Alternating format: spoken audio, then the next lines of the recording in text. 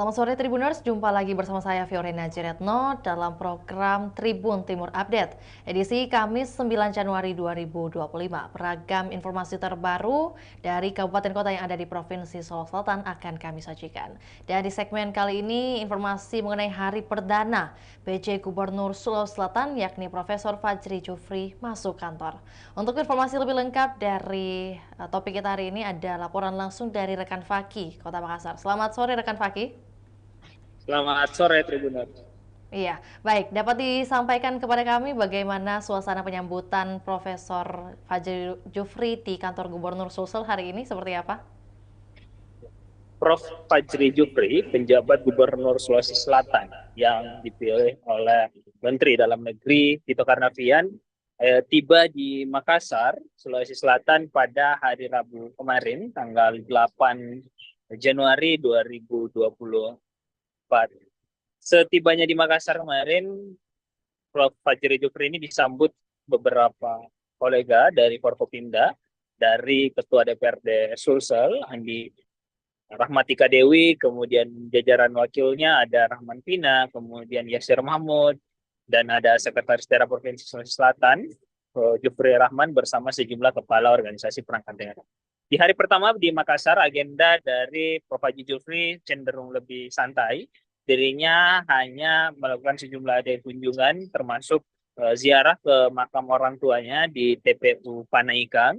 Lalu sempat juga bertandang ke kantor Gubernur Sulawesi Selatan seperti yang terlihat di layar kaca, bagaimana Prof. Haji Jufri ini sempat disambut oleh jajaran kepala organisasi perangkat daerah yang dipimpin oleh Sekretaris Daerah Jufri Rahman, kemudian hadir Kepala Dinas Perpustakaan dan Kearsipan Hasan Sijaya, kemudian Kepala Dinas Sumber Daya Air Cipta Karya Tata Ruang, ada Andi Darmawan Bintang, Kepala Dinas Perumahan, Kawasan Pemukiman dan Pertanahan, Andi Bakti Harungi, Kepala Dinas Pariwisata dan Kebudayaan, ada Muhammad Tarafa, jajaran staf ahli, ya, Sinca Erna Lamba, kemudian jajaran dari asisten, ya, Ihsan Mustari, Prof. Jufri, dan juga beberapa pejabat-pejabat tinggi pertama setingkat eselon 2, serta ada sejumlah pejabat eselon 3 yang menyambut kedatangan Prof. Haji Jufri di kantor Gubernur Sulsel.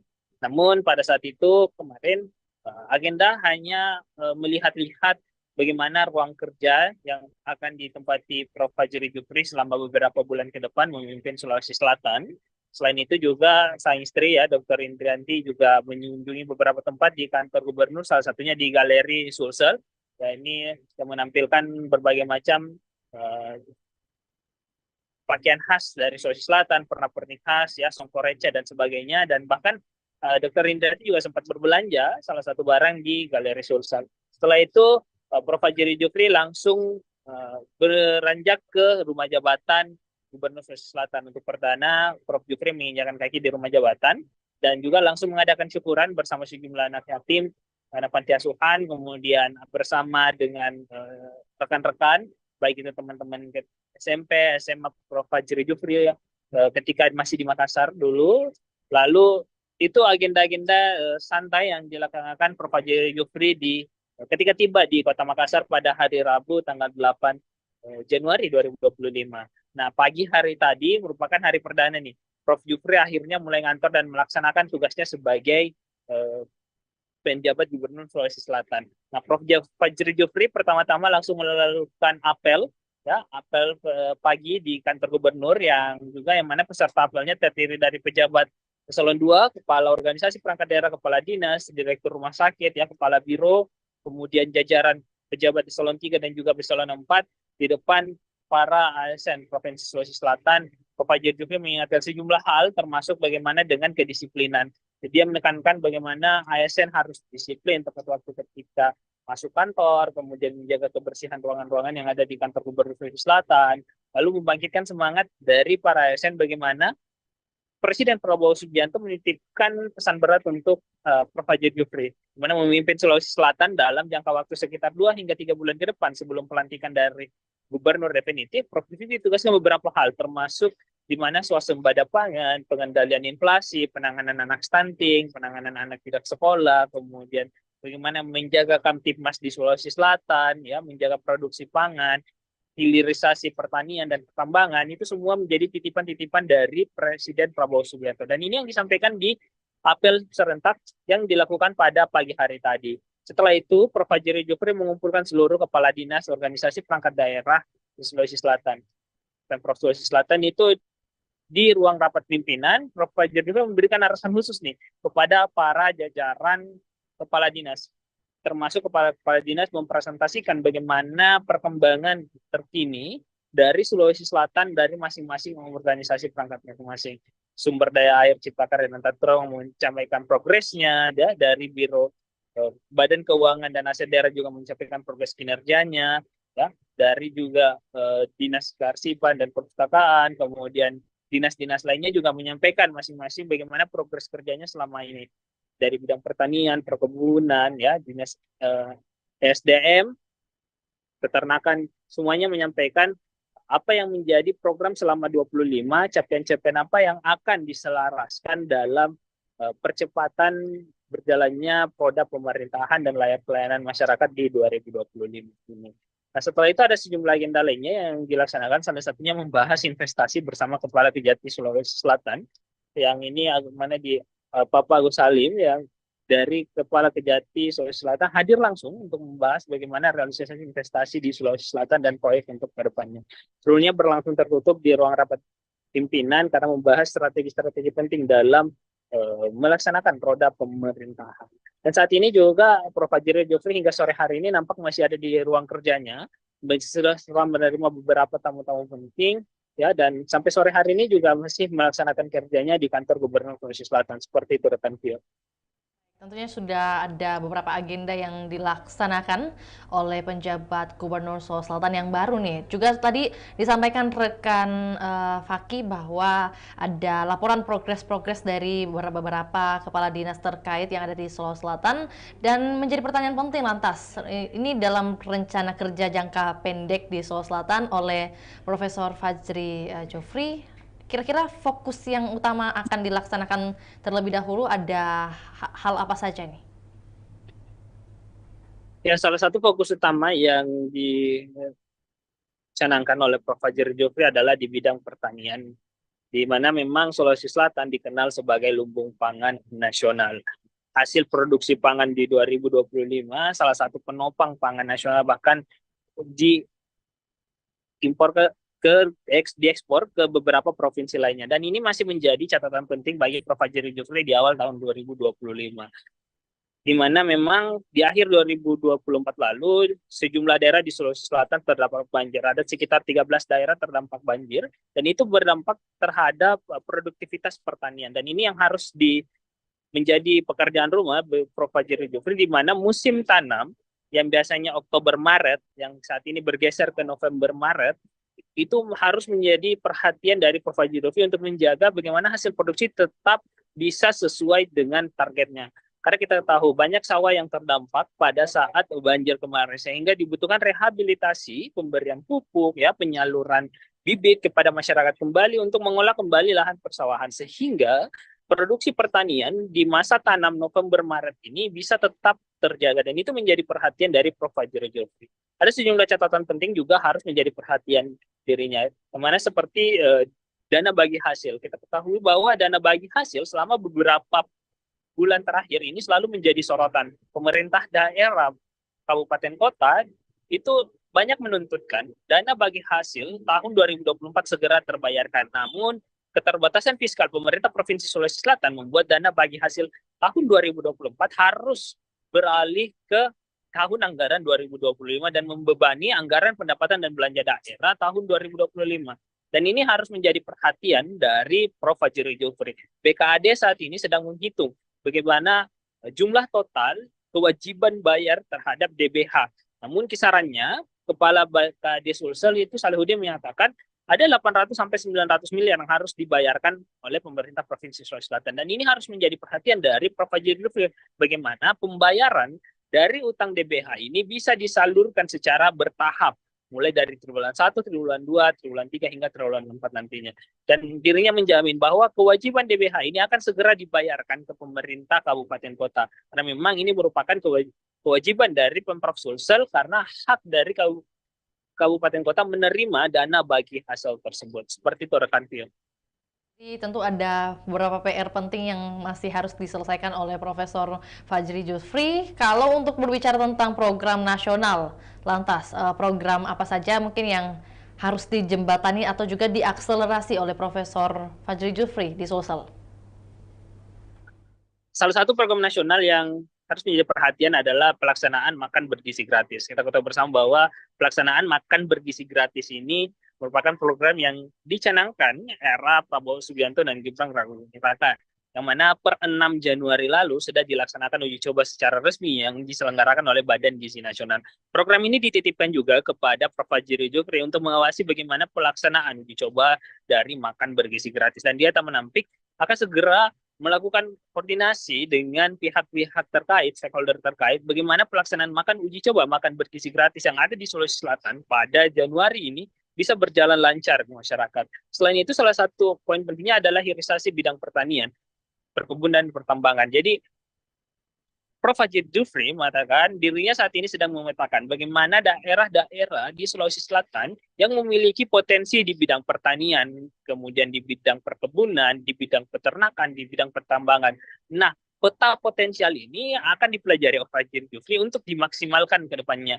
Mana daerah-daerah yang punya potensi di lahan pertanian akan digenjot dengan bantuan-bantuan yang sifatnya di bidang pertanian. Begitu juga di bidang daerah-daerah yang potensialnya di bidang peternakan maupun dengan di bidang perkebunan dan pertambangan. Dan pemetaan ini yang saat ini sedang digodok oleh Prof. Fajri Jusfri untuk segera diakselerasikan. Apalagi nantinya akan dilantik gubernur baru dari Sulawesi Selatan, Andi Sudirman Sulaiman. Prof. Jusfri mengatakan dirinya hanya sebagai transisi, masa transisi sebelum nantinya gubernur terpilih Andi Sudirman Sulaiman masuk menjalankan tugas. Nah, untuk itu harus ada keselarasan program pemerintah dari apa yang saat ini dilaksanakan dengan apa yang nanti ingin dicapai oleh Andi Sudirman Sulaiman. Sehingga ketika nantinya gubernur baru tersebut telah dilantik oleh Presiden Prabowo Subianto, jalannya pemerintahan ini sudah bisa langsung istilahnya Prof. Jusfri tancap gas. Artinya tidak lagi memulai dari nol karena sudah ada penyesuaian dari program-program baik itu dari pemerintah provinsi yang saat ini sedang berjalan dengan gubernur terpilih nantinya yang akan memimpin 5 tahun ke depan seperti itu. Untuk masa jabatan dari Profesor Jusfri sendiri, apakah hanya hingga pelantikan gubernur yang baru nanti? Berarti ada 2 bulan lebih, kurang lebih ya, rekan Fakih?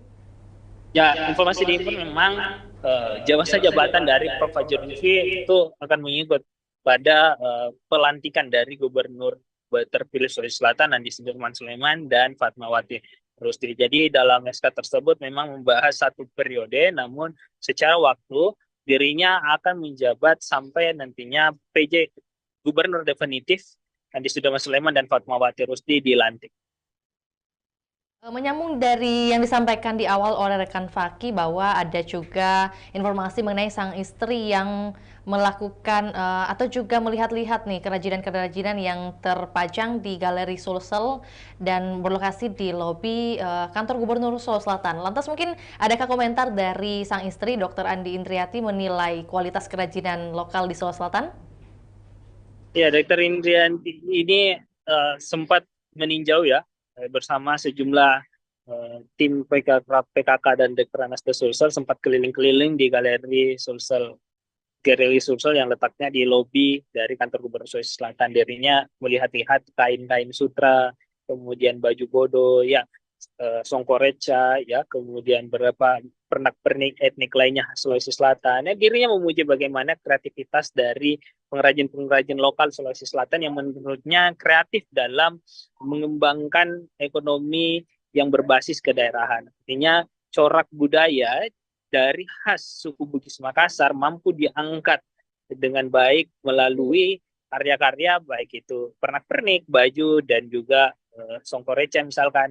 Dan posisi atau keberadaan galeri ini pun sendiri diapresiasinya berada di kantor Gubernur Sulawesi Selatan. Artinya ketika ada tamu-tamu, ketika ada tamu dari pemerintah pusat, ada tamu dari luar negeri, itu bisa langsung melihat, bahkan berbelanja dari kantor Gubernur Sulawesi Selatan, seperti itu. Biasa menunggu update terbaru dari informasi pemerintah Provinsi Sulawesi Selatan yang akan dikabarkan oleh rekan Faki. Untuk informasi hari ini sekian dan terima kasih rekan Faki, selamat kembali bertugas. Juga Tribuners, kami akan tayangkan cuplikan liputan kita di sore hari ini, juga pernyataan dari Profesor Fajri Jufri. Berikut laporannya, selamat menyaksikan.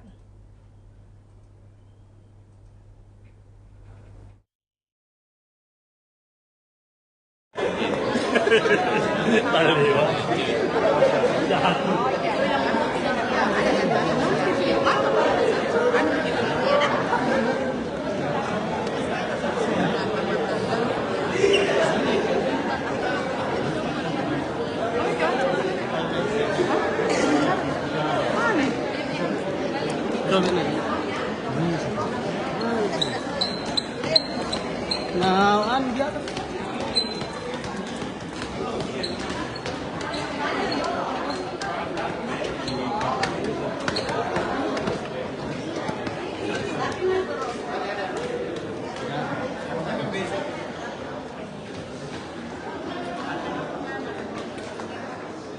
langsung bubar ini atau bagaimana?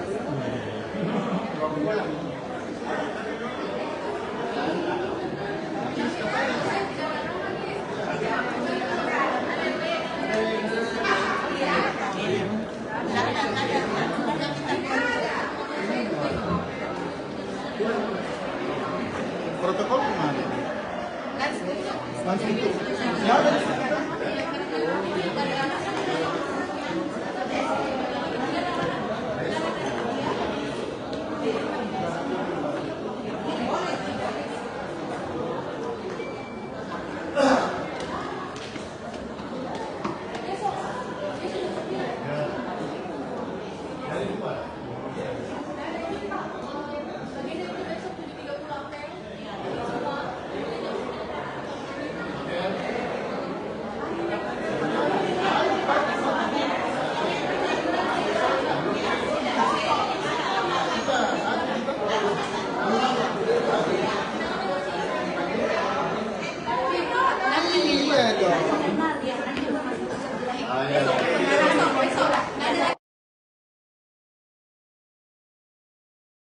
Warahmatullahi wabarakatuh, teman-teman semua media.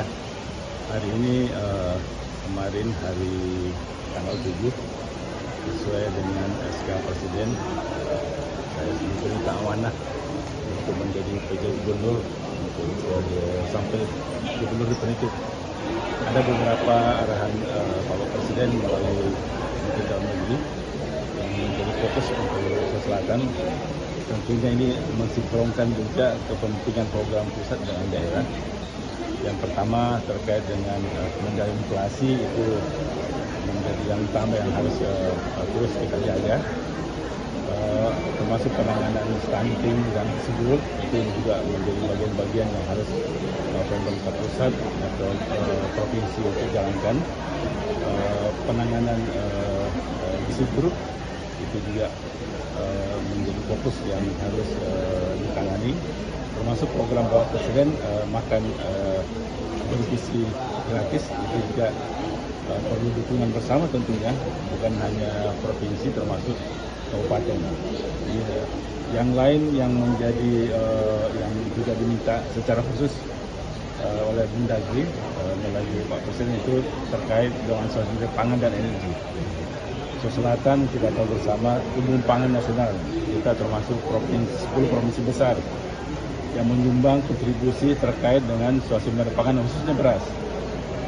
Dan Sulawesi Selatan sudah menjadi contoh yang baik selama ini terkait dengan suasembada beras. Oleh karena itu arahan Bapak Presiden terkait dengan beras ini, mudah-mudahan dalam waktu yang tidak lama kita tidak impor beras lagi. Dan Sulawesi Selatan diharapkan bisa berkontribusi cukup besar dalam peningkatan produksi beras secara nasional. Kita diberi target secara nasional Sulawesi Selatan itu untuk penambahan produksi kurang lebih 1 juta sampai 1,4 juta GKP di panen yang harus kita dapatkan dalam 1 tahun ini. Oleh karena itu, ini tentunya pasti bukan kerjaan provinsi saja, kolaborasi sinergi dengan seluruh bupati, dengan seluruh jajaran tentunya menjadi bagian-bagian yang harus segera kita wujudkan. Bahwa mendaki pesan khusus kepada saya untuk segera menyiapkan dan bersinergi dengan semua pihak stakeholder yang ada di Selatan. Yang lain juga terkait hilirisasi. Hilirisasi ini juga menjadi bagian yang menjadi program Astacita Bapak Presiden, dan khusus untuk pertanian tentunya potensi kita sangat besar. Kita punya bukan hanya pangan, perkebunan kita, kopi kita, kakao kita, kelapa kita, dan beberapa komoditi lain tentunya diharapkan ada nilai tambah dari hilirisasi itu. Jadi ke depan kita coba mapping klaster per klaster wilayah-wilayah yang mana bisa kita fokus pangan, mana perkebunan, mana hortikultura, mana peternakan, dan mudah-mudahan 3 bulan ini tentunya dengan bantu Pak Sekda, semua kepala OPD, kita coba membuat tweaking 2-3 bulan program terobosan yang kita bisa lakukan, dan saya sebagai PJ Gubernur tentunya ini sebagai jembatan ini untuk Gubernur definitif nanti, supaya nanti pada saatnya nanti Gubernur terpilih bisa langsung running, jadi tidak ada lagi barrier, tidak ada, karena semua kita bisa kondisikan dengan baik. Pasti tentunya saya akan berkoordinasi juga dengan Gubernur terpilih, termasuk dengan para bupati tentunya, supaya sinkron kegiatan yang kita mulai siapkan di Januari ini bisa sesuai harapan semua pihak. Tentunya pasti semua program ini dalam rangka kesejahteraan masyarakat Sulawesi Selatan. Baik, Tribuners, demikian laporan Tribun Timur Update edisi Kamis 9 Januari 2025. Tetap saksikan terus perkembangan terbaru dari berbagai daerah di Sulawesi Selatan hanya di kanal YouTube juga Facebook Tribun Timur. Saya Fiorina Jiretno mewakili segenap kru yang bertugas pamit undur diri. Selamat sore dan sampai jumpa. Download Tribun X sekarang. Menghadirkan lokal menjadi Indonesia.